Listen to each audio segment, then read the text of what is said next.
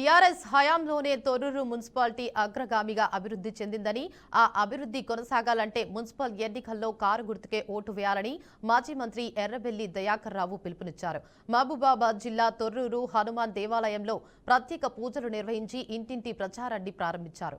ఇక 420 అబద్ధపు హామీలతో అధికారంలోకి వచ్చిన రేవంత్ రెడ్డి ప్రభుత్వం హామీలను అమలు చేయడంలో పూర్తిగా విఫలమైందని ఆయన ఎద్దేవా చేశారు.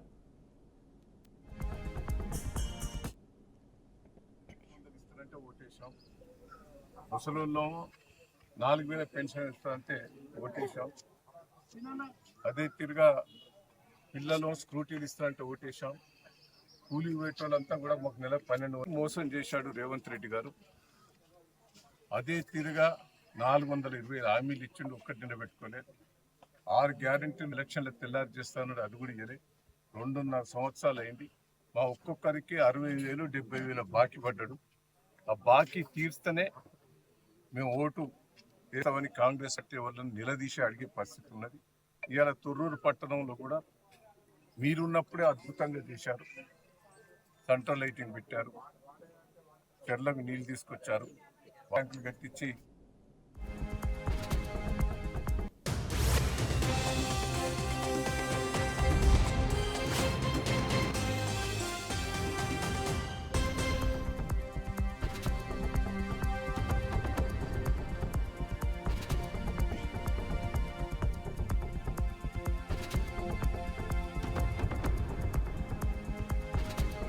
అన్నమయ్య జిల్లా దైవ భక్తుల మనోభావాలను దెబ్బతీస్తున్న చంద్రబాబుకు మంచి బుద్ధి ప్రసాదించాలని వైఎస్ఆర్సీపీ రాష్ట్ర ప్రధాన కార్యదర్శి శ్రీకాంత్ రెడ్డి అన్నమయ్య జిల్లా రాయచోటి వీరభద్రస్వామి దేవస్థానంలో ప్రత్యేక పూజలు నిర్వహించారు. నియోజకవర్గంలోని పట్టణ అన్ని మండలాల ప్రజాప్రతినిధులతో కలిసి సిట్ క్లీన్ చీట్ ఇచ్చిన సందర్భంగా 100 టెంకాయలు కొట్టి శ్రీకాంత్ రెడ్డికి కృతజ్ఞతలు తెలిపారు. ముఖ్యమంత్రి ఉండి అఖిల కోటి బ్రహ్మాండ నాయకుడిని ప్రతిష్టను దిగజారుస్తున్నారని మండిపడ్డారు. దైవ ప్రతిష్ట తెలిసి పవిత్రమైన వెంకటేశ్వర స్వామి ప్రసాదమైన లడ్డూపైన ప్రతిపక్ష పార్టీపై బురద చల్లేందుకు ఆరోపణలు చేస్తున్నారు. ముఖ్యమంత్రిగా ఉంటూ ఆ స్థానంలో ఉన్నప్పుడు ప్రజల యొక్క మనోభావాలని, శాంతి భద్రతల విషయాలలో కానీ వీటిపైన సిన్సియర్గా ఉండాలి. అనే ముఖ్యమంత్రి స్థాయిలో ఉంటూ దిగజారిపోయి రాజకీయాల కోసం ప్రజలకు ఎంతో సెంటిమెంట్గా భావించేటువంటి దేవుణ్ణి కూడా రాజకీయాల్లోకి తీసుకొస్తున్నారు వాళ్ళ పబ్బం గడుపుకోవడం కోసం. ఇది చాలా దారుణం. కోట్లాది మంది భక్తులు అఖిల కోట బ్రహ్మాండ నాయకుడైనటువంటి వెంకటేశ్వర స్వామిని ఎంతో ఆరాధిస్తారు. ప్రసాదాన్ని దేవుని చూసినట్టుగా భావిస్తారు. నేను గతంలో కూడా చెప్పాను, ప్రసాదం ఇచ్చినప్పుడు ఏ ఒక్కరు కూడా చెప్పులు షూస్ వేసుకునే వాళ్ళు వేసుకోరు, వంగి దేవుడికి నమస్కారం చేస్తూ ఆ ప్రసాదం తీసుకుంటారు, అంత పవిత్రంగా భావిస్తారు. అవన్నీ తెలిసి, ఆ దేవ ప్రతిష్ట తెలిసి తను రాజకీయాల్లో లబ్ధి పొందడం కోసం, ప్రతిపక్ష పార్టీ పైన బురద చల్లేదంటు కోసం దాంట్లో జంతు కొవ్వు కలిసింది అని మాట్లాడారు. అంతటితో వదలలేదు. జంతు కొవ్వుతో పాటు పంది కొవ్వు ఇవన్నీ కూడా దాంట్లో మిక్స్ అయినాయి. ఫిష్ ఆయిల్, యానిమల్ ఫ్యాట్ ఉంది అని చెప్పి తను, అదే రకంగా తన తనయుడు లోకేష్ గారు, అలాగే వాళ్ళ అలయన్స్లో పాత్రధారుడైనటువంటి పవన్ కళ్యాణ్ గారు పదే మాట్లాడారు. పవన్ కళ్యాణ్ గారు మళ్ళీ 2 అడుగులు ముందుకేసి నేను అన్న అపాలజెటిక్ సనాతని అని ఊగిపోయి ఏదో చెప్పులు అది స్టెప్స్ కడుగుతున్నాను అని చెప్పి ఆ స్టెప్స్ ఏదో కడిగి హంగామా చేసి కాషాయ వస్త్రాలు వేసుకొని సనాతన ధర్మం అని ఏదేదో మాట్లాడేశాడు. నిజంగా ప్రతిపక్ష పార్టీలో ఉన్నటువంటి మేము ఎందుకు వీళ్ళు ఇలా అరుస్తున్నారు అని చెప్పి, ఎందుకు ఇలా దేవుడితో రాజకీయం చేస్తున్నారని చెప్పి చాలా బాధపడ్డాం. రాజకీయ లబ్ధి కోసం ఇంత దిగజారుతారా? మా పైన నింద వేయడానికి, వైఎస్ఆర్సీపీ పైన, జగన్మోహన్ గారి పైన నింద వేయడానికి ఇంత దారుణంగా దిగజారాలా అని ఆలోచన చేస్తున్నాం.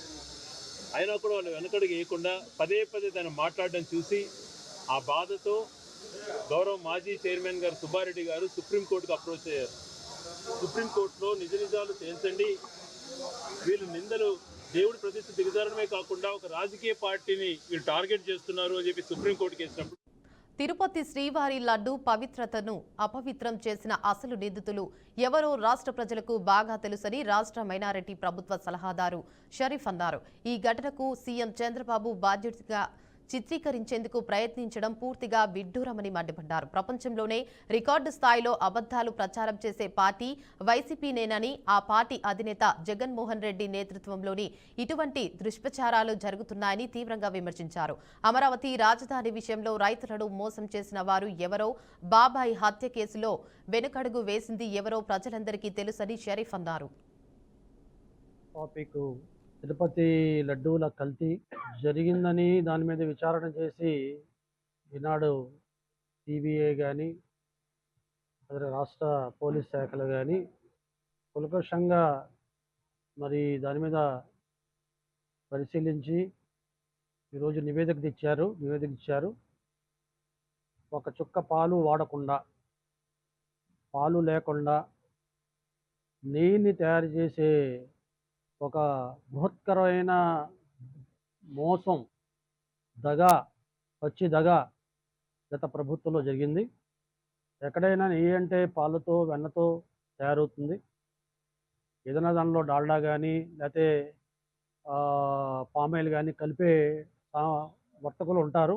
కానీ అసలు పాలు, వెన్న లేకుండా, ఒక్క పాలు కూడా లేకుండా నెయ్యిని తయారు చేసి ఆ రకంగా తిరుపతి ప్రసాదాన్ని, లడ్డూని కల్తీ చేసిన వాళ్ళు ఈరోజు చంద్రబాబు నాయుడు విమర్శిస్తున్నారు.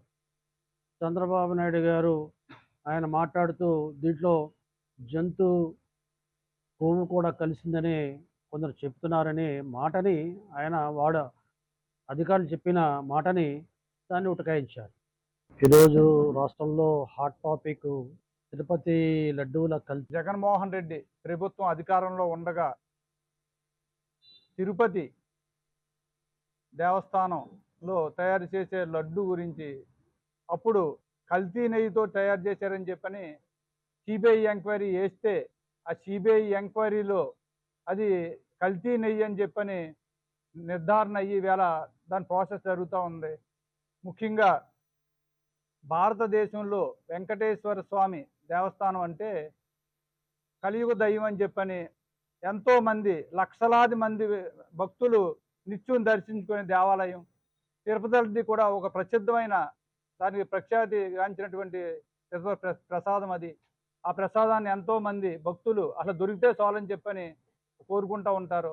అలాంటి ప్రసాదాన్నే వాళ్ళు అపవిత్రం చేసినటువంటి జగన్మోహన్ రెడ్డి ప్రభుత్వానికి ఆ రోజున ప్రజలు ఎంత దుర్మార్గమైన పరిపాలన నడిచిందో, ఎంత ఆ లడ్డు ప్రసాదాన్ని ఎంత అపవిత్రం చేశారో ఇవాళ ప్రజలందరూ కూడా వాస్తవాలు తెలుసుకుంటూ ఉన్నారు. ఇవాళ తిరుమల లడ్డూలో జంతువుల కొవ్వు కలవలేదని సిబిఐ తేల్చింది. ఇక ఈ సందర్భంగా ఏపీ వ్యాప్తంగా తిరుమల లడ్డూ కల్తీ దుష్ప్రచారంపై వైసీపీ నేతలు పాప ప్రక్షాళన పూజల కింద పూజలు, హోమాలు నిర్వహిస్తున్నారు. ఇందులో భాగంగానే పల్నాడు జిల్లా సత్తెనపల్లిలో వైసీపీ ఇన్ఛార్జ్ గజ్జల సుధీర్ భార్గవరెడ్డి ఆధ్వర్యంలో నిరసన తెలిపారు. తిరుపతి లడ్డూ ప్రసాదంలో జంతువుల కొవ్వు కలిసిందని చంద్రబాబు, పవన్ కూటమి నాయకులు చేసిన విషయ ప్రచారాలు అవాస్తవమని సిబిఐ ఎంక్వైరీ అనంతరం సుప్రీంకోర్టు ధృవీకరించడం శుభపరిణామంగా శ్రీ వెంకటేశ్వర స్వామివారి ఆలయంలో ప్రత్యేక పూజలు చేశారు. అనంతరం సుధీర్ భార్గవ్ రెడ్డి మాట్లాడుతూ రాష్ట్రంలో చంద్రబాబు తిరుమల వెంకన్న స్వామి లడ్డు ప్రసాదం అడ్డు పెట్టుకుని రాజకీయం చేస్తున్నారని అన్నారు. 4 సెప్టెంబర్లో ఆల్మోస్ట్ సంవత్సరం పైన అవుతుంది. పబ్లిక్ మీటింగ్లో సీఎం హోదాలో ఉన్న చంద్రబాబు నాయుడు గారు మన రాష్ట్రంలో కాదు, మన దేశంలోనే అత్యంత ప్రాధాన్యత ఇచ్చే తిరుపతి వెంకటేశ్వర తిరుపతి ప్రసాదం మీద, వెంకటేశ్వర ప్రసాదం మీద ఆ ప్రసాదంలో కల్తీ ఉంది, అందులో జంతువుల ఆయిల్లో అందులో కలిపి ఆయిల్లో జంతువుల నూనె కలిపారని చెప్పి ఒక ప్రచారం చేశారు. ఒక సీఎం హోదాలో ఉండి అలాంటి ప్రచారం చేయొచ్చా? అసలు వెంకటేశ్వర వెళ్తేనే ప్రమాదం అని చెప్పి భయంతో ఉన్న ప్రజల్లో దానికి ఆయన ప్రసాదం మీద ఒక ముద్ర వేసి అందులో కల్తీ ఉందని చెప్పారంటే అసలు ఎంత తెగించినట్టు. అది ఒక మన రాష్ట్రం కాదు, మన దేశం మొత్తంలో తిరుపతి ప్రసాదం అంటే చాలా వాల్యూ ఇస్తారు.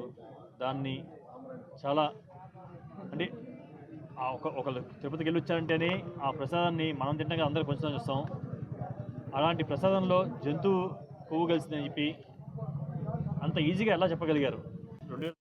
నంద్యాల జిల్లా నందికొట్కూరు నియోజకవర్గంలోని జూపాడు బంగ్లా మండలంలో రాజకీయ పరిణామాలు హాట్ టాపిక్ గా మారాయి. జూపాడు బంగ్లా మండల ఎంపీపీ పీఠాన్ని తెలుగుదేశం పార్టీ కైవసం చేసుకుంది. వైఎస్ఆర్సీపీ చెందిన మండల అధ్యక్షురాలు సువర్ణమ్మపై అవిశ్వాస తీర్మానం ప్రవేశపెట్టారు. ఈ ప్రక్రియను నిర్వహించేందుకు ఆర్డీఓ నాగజ్యోతి ఎన్నికల అధికారిగా వ్యవహరించారు. ఇక ఉదయం నుంచే మండల కార్యాలయం వద్ద ఉద్రిక్తత పరిస్థితులు నెలకొనగా ఎంపీటీసీ సభ్యుల మధ్య జరిగిన ఓటింగ్ ప్రక్రియ ఉత్కంఠభరితంగా సాగింది. చివరకు అవిశ్వాస తీర్మానం విజయవంతం అవడంతో ఎంపీపీ పీఠం టీడీపీ మద్దతుదారుల కైవసం చేసుకున్నారు. ఓటింగ్ సమయంలో ఎలాంటి అవాంఛనీయ ఘటనలు జరగకుండా పోలీసులు కట్టుదిట్టమైన భద్రతా ఏర్పాట్లు చేశారు.